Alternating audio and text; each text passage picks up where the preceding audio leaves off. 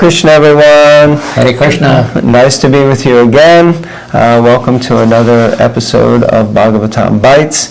And by popular demand from many of you viewers at home, we're here with Michael Dixon, my very dear and treasured friend, who's here in my family home area, village of Brownsville. And we're ready to read some Bhagavatam together. How are you, Michael? I'm fine. I'm enjoying this very much so. So we're going to continue our reading of Bhagavatam, and we're in the 4th canto, 7th chapter, and we're starting today with text number 18. So like that. So we'll start with the invocation. Okay. Om Namo Bhagavate Vasudevaya. Om Namo Bhagavate Vasudevaya. Om Namo Bhagavate Vasudevaya. Okay. Would you like to read the verse and purport? The great sage, excuse me if I mispronounce here. The great sage Maitreya said to Vidura, "My dear Vidura, as soon as King Dasa offered the clarified butter with Yajurveda mantras and sanctified meditation, Lord Vishnu appeared there in his original form as Narayana." Okay. Keep going. Read the purport? Yeah. Okay. Lord Vishnu is all-pervading. Any devotee who, in sanctified meditation, following the regulatory principles, chants the required mantras in service and in a devotional mood can see Vishnu.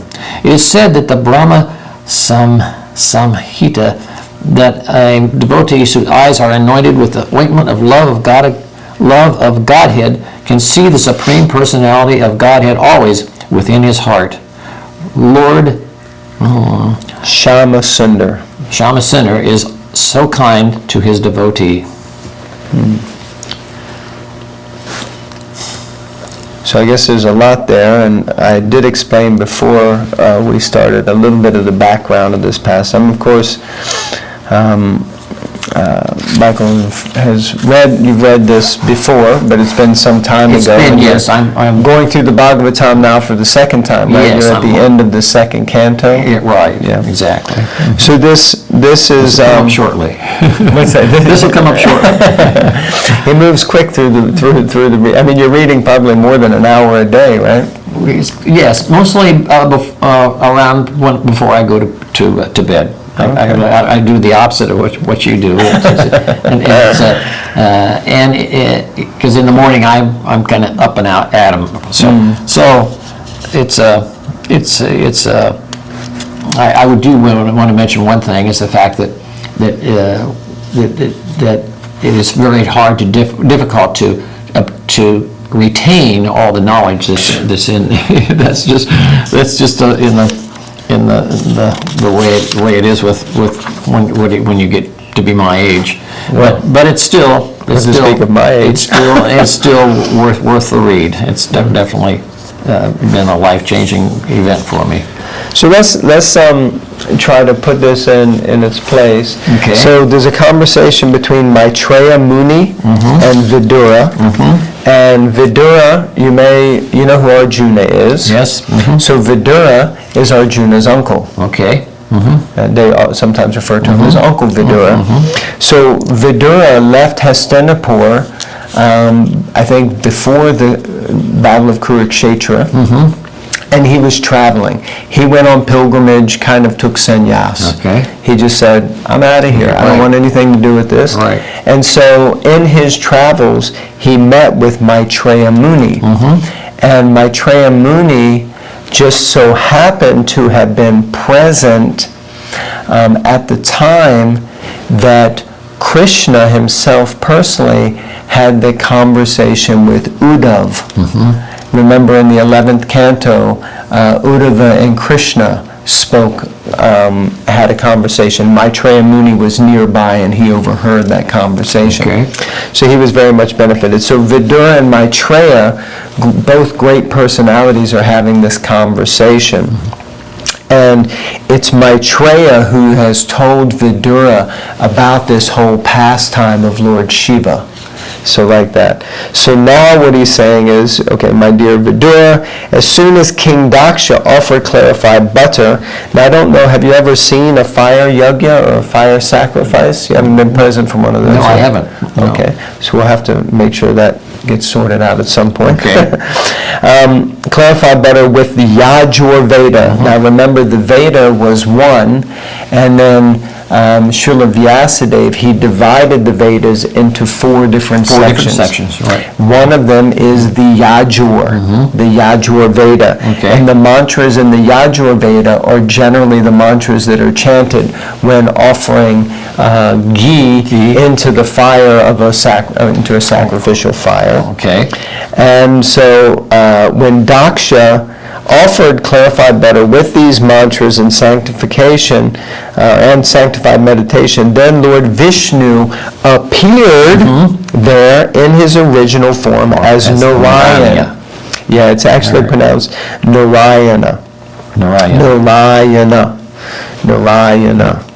So it's and Lord Narayan, sometimes we say.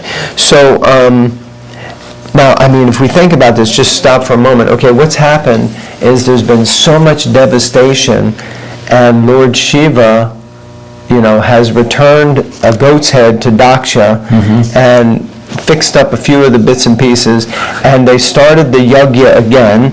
So they're chanting all these mantras, offering ghee, and as soon as Daksha offers the clarified butter, chanting the mantra, and he says Swaha, then he puts the ghee into the fire comes up, and Vishnu appears. Yeah. So that's where we're at right now.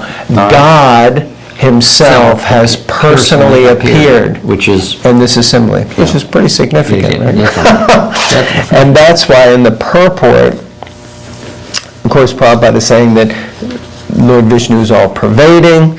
Any devotee then he says that any devotee who in sanctified meditation follows the principles, chants the required mantras in service, which for us means chanting Hare Krishna, Hare Krishna, Krishna Krishna, Hare Hare, Hare Rama, Rama Rama, Hare Hare.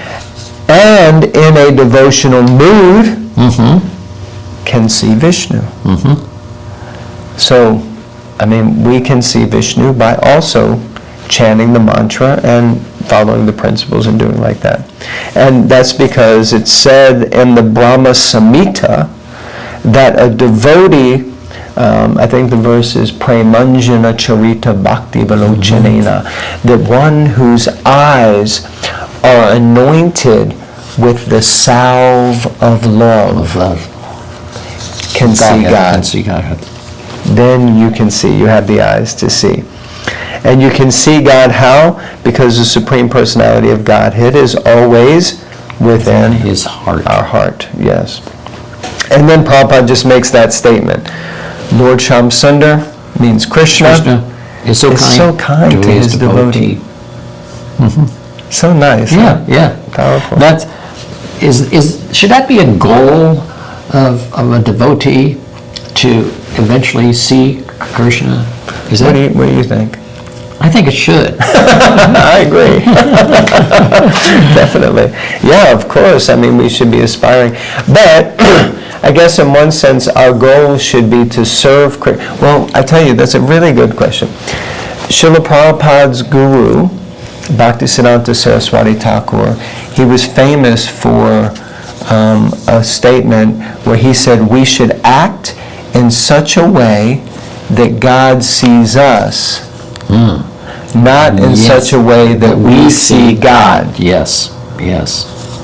So it means that by our actions, we should attract the attention of God. I agree. So that He wants to manifest before us. Right. Not that I'm looking, Right. like in a sense, like, Exactly. where is God? He hasn't shown up. I've been here for 15 minutes, and then, so like that. But at the same time, the events in your life, sometimes you feel like Krishna is right there by you. And I've had this several times since I've started reading these.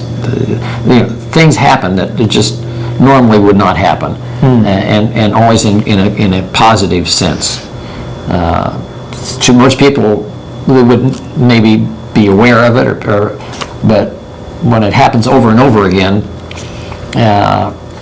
then it affects you, and you know that something has changed in your life. Absolutely. I call it synchronicity. That's one word that I really like. Carl Jung. Coming together of two events in a short period of time that changes you. That you're like a car accident. You swerve one way and accident ready to happen, but it doesn't happen. That has happened to me a couple of times. And since I've been reading this, the older I get, the less I feel comfortable being on the road with the millions of cars that are out there. But that's just one thing that I'm mentioning. And so I thank Krishna for being there to help me every day. Yeah, this is so powerful.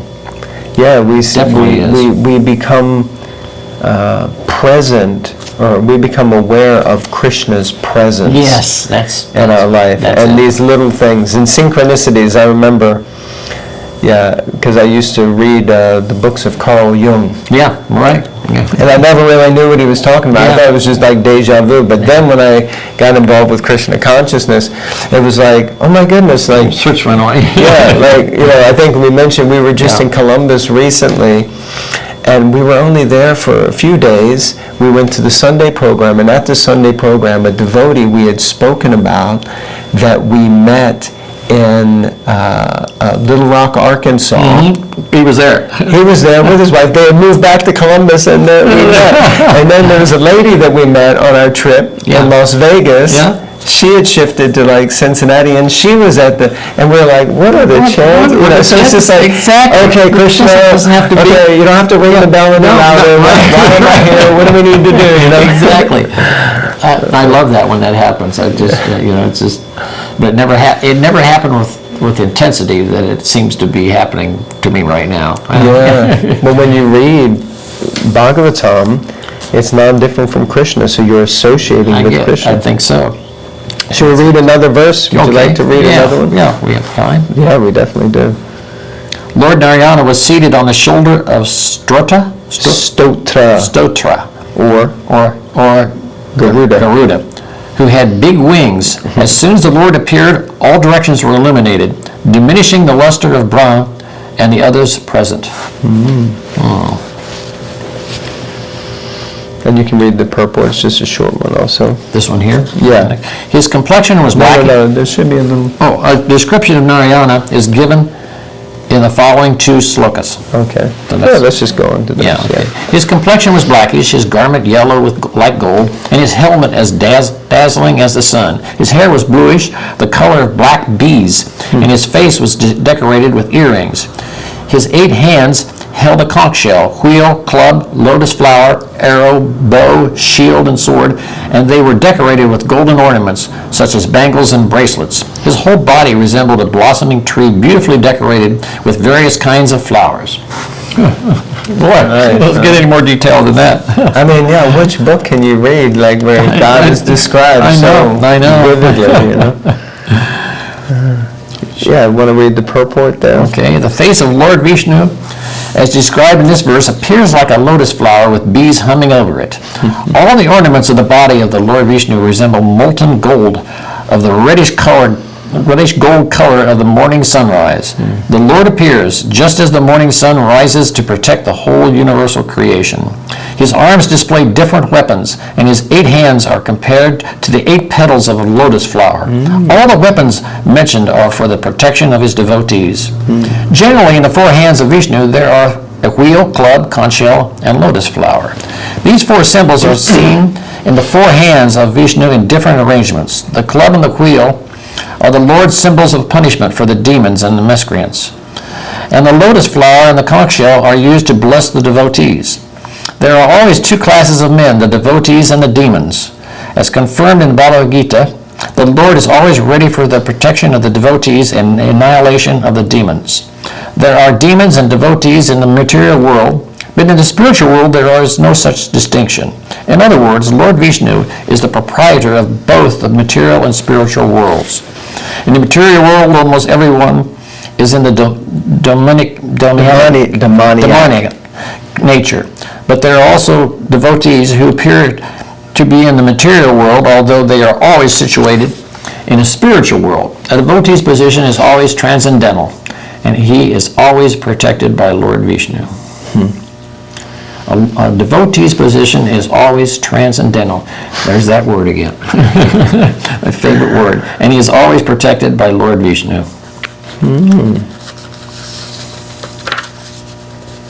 Any thoughts? Yeah. Questions?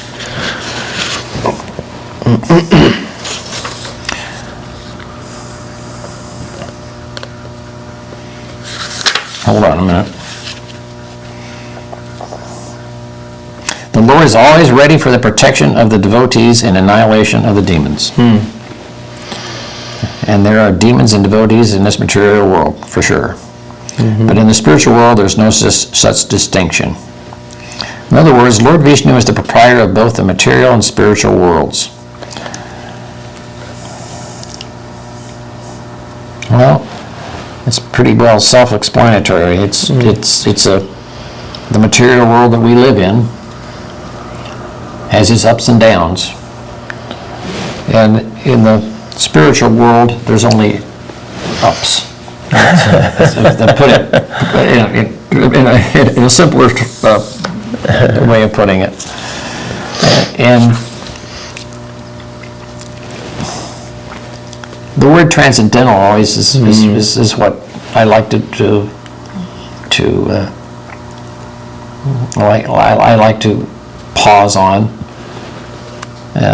We in the material world, a lot of people don't realize that what the word transcendental. I certainly didn't when I started reading, but the word comes up almost every other page in the Bhagavatam.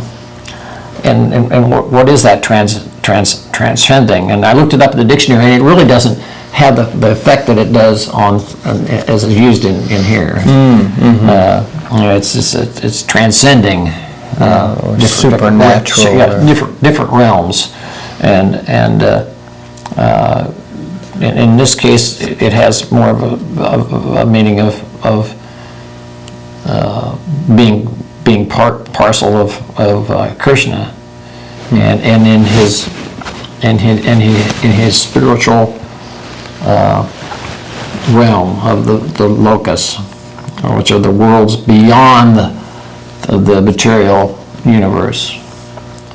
And that's what not every devotee, but that's a goal of life, is to disassociate yourself from the material as much as possible where we live in, and aim your life towards the transcendental or the spiritual part of it that transcends the material world. And in this material world right now, especially in this country, it's really hard to do because we're so immersed in it, in the culture of it, and it's not a reality that lasts as our bodies and all the things that we make and all the things that we see from on our daily basis of our homes or cars or office where we work. Would they be here in another 1,000 years or so? That's a good point. Yeah. Very powerful. But that doesn't exist in transcendental, in the spiritual world. It's there forever. Yeah, the proper eternality. This is interesting. point, because Srila Prabhupada says here that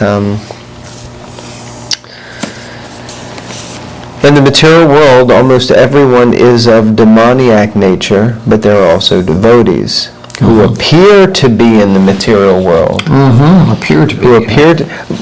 Although they are always situated in the spiritual world. A devotee's position is always transcendental. So it's interesting. Of course, this is obviously an elevated devotee. His feet may appear to be walking in this world, or as Lord Jesus Christ said, to be in the world, but not of the world. Of the world. Exactly. So you may be here, but every interaction that you have, you're seeing Krishna in everything. Yeah. And then that means you're not really in this world, you're in the other world, because you're seeing Krishna everywhere. Even Prahlad Maharaj, remember Prahlad was the son of Hiranyakashipu, and Lord Nrsingadev came and protected him by killing Hiranyakashipu. Okay. So yeah, Prahlad, 5-year-old, 7-year-old. 5-year-old. 5-year-old boy. Sure. 5-year-old boy. Whose Father was torturing, trying to kill him. He couldn't get him. Because Krishna was protecting him. Right. But he was seeing Krishna everywhere. Yeah, right. And then his father said, "So is he here in this pillar?" And he said, "Yeah, of course, Dad." And then he broke the pillar and that was the end of him. Yeah. Amazing. Okay, well maybe we finish there. Okay. Maybe we'll do another reading. We thank you all for tuning in. Very grateful to have you here, and so grateful to be with you again. Especially our British friends. Yeah. Okay, Hare Krishna everyone. Thank you very much. Srila Prabhupada ki jai.